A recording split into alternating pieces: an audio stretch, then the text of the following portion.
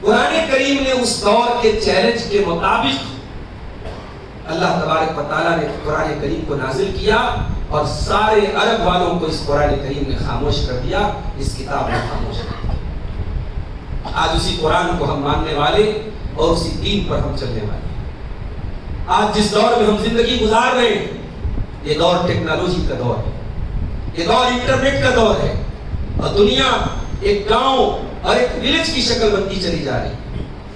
اس دور میں دھیرے دھیرے ہمارے لیے چیلنجز بڑھ رہے ہیں، اور سب سے بڑا چیلنج جو ہمارے سامنے میرے بھائیوں موجودہ دور میں ہے وہ اپنے دین اور ایمان کی حفاظت کا چیلنج ہے۔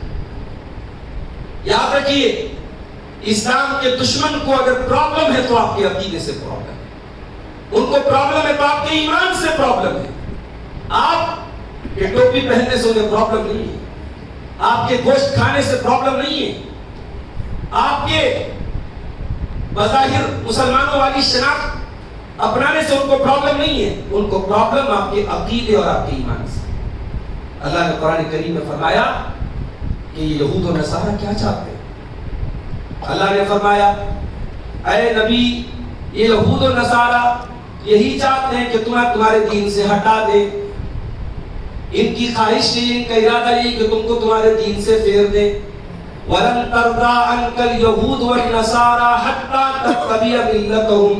اے نبی، یہود و نصارہ تم سے کبھی راضی نہیں ہو سکتے، کبھی خوش نہیں ہو سکتے جب تک اے نبی آپ ان کے دین کی پیروی نہ کریں، ان کے فالوور نہ بن جائیں، ان کے دین پر چلنے والے نہ بن جائیں۔ حَتَّىٰ يَرُدُّوكُمْ عَنْ دِينِكُمْ، یہ یہود و نصارہ تمہیں اپنے دین سے ہٹانا چاہتے، تمہیں مرتد کرنا چاہتے ہیں۔ یہ اس دور کا سب سے بڑا چیلنج ہے، اپنے دین اور ایمان کو بچانا۔ اور یاد رکھیے، قیامت جتنی قریب آئے گی یہ فتنہ اس قدر تیزی سے بڑھتا چلا جائے گا۔ یاد کیجئے اللہ کے پیارے نبی کی وہ حدیث، صحیح مسلم کی روایت ہے، اللہ کے پیارے نبی نے فرمایا کہ اے میرے صحابہ، اے میری امت کے لوگوں، بادروا بالاعمال فتن، عمل کرنے میں جلدی کرو، بہت بڑے بڑے فتنے تمہارے سامنے آنے والے ہیں۔ اس قدر بڑے بڑے فتنے آئیں گے، یصبح الرجل مؤمنا ویمسی کافرا ویمسی مؤمنا ویصبح کافرا۔ شام کو ایک انسان مومن ہوگا، صبح کو کافر ہو جائے گا، صبح کو مومن ہوگا، شام ہوتے ہوتے کافر ہو جائے گا۔ اپنے ایمان کو 12 گھنٹے بچانا مشکل ہو جائے گا، ایمان کی حفاظت اتنا مشکل کام ہو جائے گا، انسان 12 گھنٹے اپنے ایمان کو بچا لے یہ مشکل کام ہو جائے گا۔ اور یہ دور جب آئے گا، اللہ کے نبی نے فرمایا یبیع دینہ بعرض من الدنیا، انسان اپنے دین کو بیچ ڈالے گا دنیا کے چند ٹکوں کے بدلے۔ یعنی دنیا کی دولت اور دنیا کا مال ایمان سے بڑھ کر کے ہو جائے گا، اسلام سے بڑھ کر کے ہو جائے گا، انسان دنیا کی دولت کے بدلے میں اپنے ایمان کا سودا کرے گا۔ میرے پیارے ساتھیوں، یہ اس دور کا سب سے بڑا چیلنج ہے۔ ہمیں یہ بات یاد رکھنی چاہیے کہ ہم اگر اپنے آپ کو مسلمان کہتے ہیں اور ہم مسلمان کہنے کے بعد کمفرٹ زون میں رہیں، آرام سے رہیں اور دنیا برداشت کر لیں، یہ پاسبل نہیں ہے میرے پیارے ساتھی۔ آپ کے ایمان سے دنیا کو پرابلم ہوگی، دنیا کی کچھ طاقتیں ایسی ہر دور میں رہیں گی جو اسلام کو مٹانا چاہتے ہیں، یہ الگ بات ہے۔ اللہ کا دین کبھی مٹنے والا نہیں ہے۔ یریدون لیطفئوا نور اللہ بافواہہم واللہ متم نورہ ولو کرہ الکافرون۔ یہ اپنے پھونک سے، اپنے زبان سے یہ اسلام کے شمع کو بجھانا چاہتے ہیں، لیکن شاعر کہتا ہے اللہ کے قرآن کی آیت کا ترجمہ کرتے ہوئے کہ پھونکوں سے یہ چراغ بجھایا نہ جائے گا۔ نور خدا ہے کفر کی حرکت پہ خلزن، پھونکوں سے یہ چراغ بجھایا نہ جائے گا۔ اللہ کی شریعت کا یہ نور، اللہ کے دین کا یہ نور قیامت کی صبح قائم رہے گا انشاءاللہ۔ تو میرے بھائیوں، اپنے دین کو بچانا۔ واللہ آج سب سے بڑا جو مسئلہ اور پرابلم ہے ہماری نوجوان نسل کے لیے وہ یہی پرابلم ہے۔ شاید آپ کو نہ محسوس ہوتا ہو، آپ جس سوسائٹی میں رہتے ہو وہاں شاید آپ کو یہ بات نہ دکھتی ہو، مگر دنیا میں بڑی مسلمانوں کی آبادی ایسی ہے جو دین سے اس قدر دور ہے کہ دھیرے دھیرے وہ الحاد کے راستے پر جا رہے ہیں۔ ہمارے مسلمان نوجوانوں کا وہ طبقہ جو مدارس سے دور ہے، جو علماء سے دور ہے، جو مساجد سے دور ہے، جو کالجوں میں اور یونیورسٹیوں میں تعلیم حاصل کر رہا ہے، جنہیں دین کی تعلیم نہیں پہنچ پا رہی ہے یا جو دین سیکھنا نہیں چاہتے ہیں، ان کی ایک بڑی تعداد بظاہر تو مسلمان ہے، اس کا نام عبداللہ ہے، اس کا نام عبد الرحمن ہے، اس کا نام محمد ہے، نام مسلمانوں والا ہے، مگر نہ اس کے دل میں ایمان کی روشنی ہے، نہ اس کے فکر میں ایمان ہے، نہ اس کے عقیدے میں ایمان ہے، بلکہ وہ اسلام کے خلاف اس قدر اس کے دل میں ڈاؤٹس اور شکوک و شبہات ہے کہ بس ایک دھکا دینے کی ضرورت ہے اور ایمان کی ساری اس کی بنیاد گرنے کی کگار پر ہے۔ اس لیے اپنے دین اور ایمان کو بچاؤ میرے دوست، اپنے بچوں کو ایمان اور عقیدے کی تعلیم دو۔ آج ماں باپ کے لیے بیٹا اعلیٰ تعلیم حاصل کر لے، بیٹی ڈاکٹر بن جائے، بیٹا انجینئر بن جائے، بیٹا بزنس مین بن جائے، ماں باپ کے یہی قابل اطمینان اور بہت اچھی بات ہے۔ اسلام منع بھی نہیں کرتا آپ اعلیٰ تعلیم حاصل کریں، آپ ڈاکٹر بنے، آپ انجینئر بنے، آپ بزنس مین بنے، اسلام کو کوئی پرابلم نہیں ہے، اللہ تبارک و تعالیٰ نے کہیں منع نہیں کیا۔